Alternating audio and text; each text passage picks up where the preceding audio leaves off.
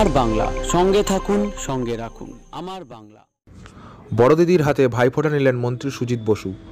প্রত্যেকবারের মতো এবারও ভাইফোঁটার আনন্দ উপভোগ করলেন বিধাননগরের বিধায়ক তথা দমকল মন্ত্রী সুজিত বসু।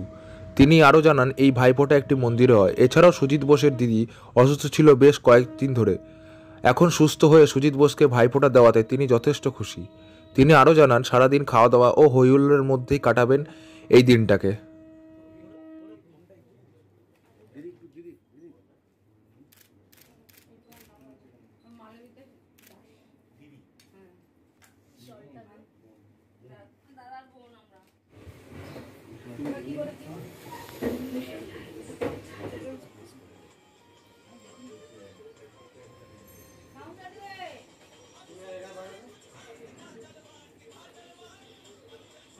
এই মুহূর্তে 5 জনই সেখানে মালারায় এসেছে এবং মালারায় এসে আমরা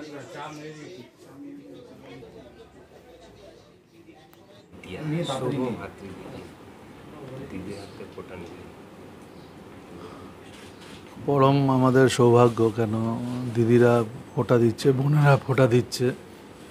এটা প্রত্যেক বছরের মতো এবছরও তার ব্যতিক্রম কিছু হয়নি। কিন্তু দিদি কিছুদিন আগে খুবই অসুস্থ ছিল, অনেক দিন ভেন্টিলেশনে তিনি অসুস্থ ছিল।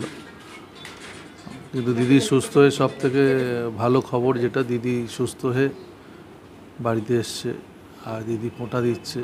এটা খুব বড় প্রাপ্তি আমার কাছে। কেন আমার ছোটোবেলায় বাবা মারা যাওয়ার পরে বড়দি আমাদের অনেক ছোট থেকেই তিনি দেখেছে আমাদের। আর আমার বোনেরা আর আছে, তারা আমাকে ফোঁটা দিচ্ছে। ওদেরও আমি খুব শুভেচ্ছা জানাই, কেন ওরা খুব ভালো। আর ওরা আমার প্রত্যেকবারই আসে ফোঁটা দিতে এখানে। আর সবার জন্য খুব শুভেচ্ছা। আর কি বলবো, বোনেদের ভালো কামনা করি, বোনরা ভালো থাকুক, বোনরা সুখে থাকুক।